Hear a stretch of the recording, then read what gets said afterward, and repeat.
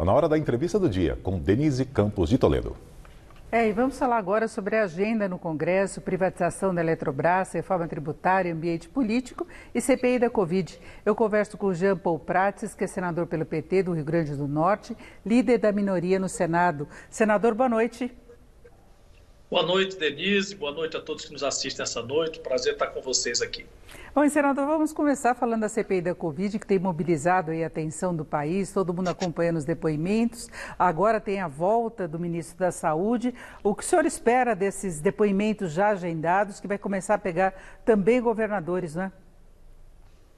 Denise, tem duas partes, né? Tem os depoimentos que terão que ser feitos, porque, na verdade, houve contradições muito sérias, principalmente a questão do ministro da Saúde. Ele é muito importante porque ainda está conduzindo a política de combate e tudo que decorre disso no Ministério da Saúde. Está à frente do principal posto hoje técnico, né, da ação federal, que é, por sua vez, o principal responsável por coordenar as ações. E lembra-se da época que debatia-se se a CPI deveria ou não ser instalada no momento em que a pandemia ainda estivesse em curso. E nós, na época, defendemos que sim, com todos os cuidados, com todos os respeitos que se tem que ter ao processo, mas justamente porque ainda seria possível modificar posturas, fazer contribuições e recomendações enquanto ainda é possível salvar pessoas. E é nesse espírito que a gente vai ouvir mais uma vez o ministro, que encontrou aí dissonâncias nos depoimentos posteriores à sua presença e, portanto, se espera esclarecer. E a outra parte é o começo da oitiva dos governadores diante do processo de depuração dos documentos, que é mais demorado naturalmente, porque recebeu-se muita documentação, como era de se esperar, de muitos estados e muitos municípios, para que a gente comece, então, a esclarecer, por exemplo, o caos de Manaus, a partir de alguém que estava no timão daquele estado naquele momento. Agora, a gente tem visto o ministro Queiroga falar muito em negociações para aquisição de vacinas. Já tinha negociação com a Pfizer, que foi alvo de muitas discussões durante os depoimentos aí da CPI, e agora ele anunciou também um contrato com a Moderna. O senhor acha que já é influência da CPI?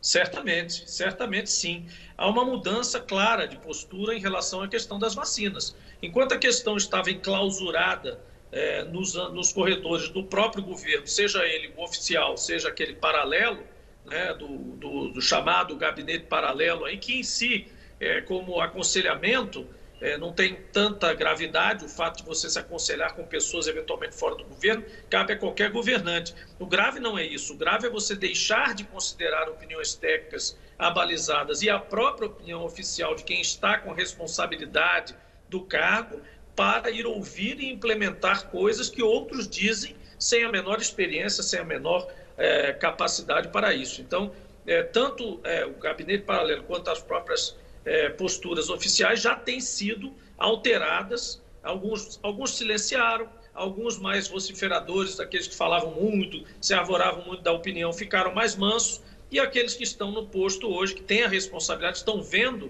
que serão obviamente responsáveis pelas atitudes que estão tomando agora as devidas precauções e seguindo caminhos mais racionais. Agora, senador Jean Paul, se comprovando que houve esse gabinete paralelo, outras influências que levaram o governo a ter posturas diferentes daquelas que foram adotadas ou passaram a ser adotadas no exterior, porque de início todo mundo vacilou, né? No exterior também, vários países. Mas digamos que haja essa comprovação, que tipo de punição pode ocorrer? Olha, a punição principal é em cima de quem tem a cadeira, né? Infelizmente, ou enfim, felizmente para eles, aqueles que fazem parte do gabinete paralelo só podem ser processados ou punidos pelas atitudes eventualmente criminosas que eventualmente tenham concorrido para fazer, né, para executar, em função de uma opinião não técnica, não é? Ou um induzimento ao erro. Mas essa é uma penalidade muito leve. A penalidade severa vem das pessoas que acreditaram nisso ou que confiaram em pessoas que não eram confiáveis. Então, quando você ocupa um cargo, seja de presidente da República, seja de ministro, seja de diretor da Anvisa, enfim, você é o líder numa situação de crise, onde você é extremamente demandado e com muita responsabilidade por vidas que estão ali em jogo, você não pode se submeter apenas às considerações, as amizades que você tem de algum lado. É como se você assumisse um ministério amanhã e ouvisse só seus amigos de colégio, né? Ou as pessoas que pensam igual a você. Você tem que ouvir todo mundo e você tem que tomar a sua decisão. Quem é responsável por essa decisão? É quem está na cadeira da presidência, do ministério, dos postos oficiais importantes. Esses sim tem muito a eventualmente ser investigado e ser punido caso seja pertinente. Bom, senador, vamos falar agora de pauta econômica. Há uma pressa para aprovação do projeto de privatização, capitalização da Eletrobras, que agora está no Senado. Eu queria saber o que o senhor espera. O senhor acha que há condições de aprovação até o dia 22? Olha, de aprovação, eu não sei se há condições de aprovação. Do jeito que veio a MP da Câmara, é muito difícil que ela venha a ser aprovada, porque ela encerra 2 capítulos grandiosos, né?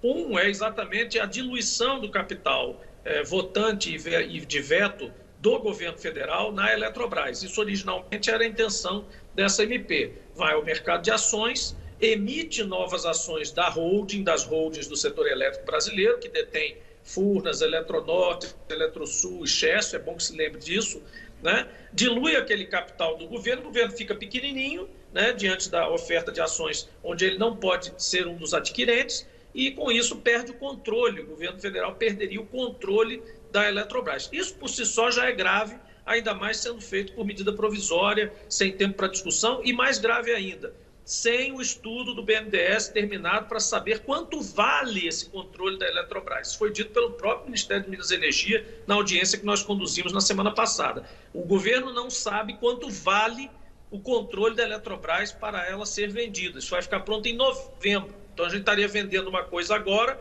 e só vai saber o preço justo disso em novembro.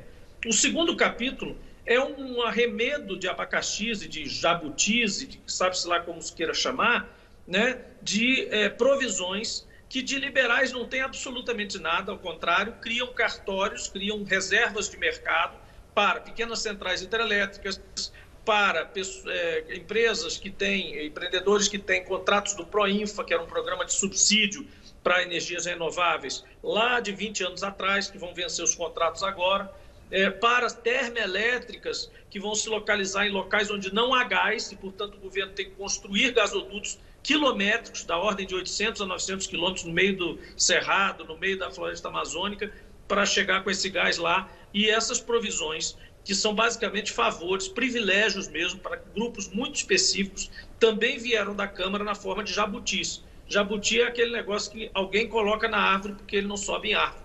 Portanto, grupos de interesse colocaram uma quantidade enorme, transformaram a MP num Frankenstein. E agora nós temos que trabalhar em cima disso e ver, ou a gente altera isso, ameniza muito essa MP, ou ela realmente vai para votação para o tudo ou nada, ou vai ou racha. O prazo de validade dela é dia 22. E agora, rapidamente, em relação ao fatiamento de reforma tributária, o senhor concorda com o que ficou com o Senado?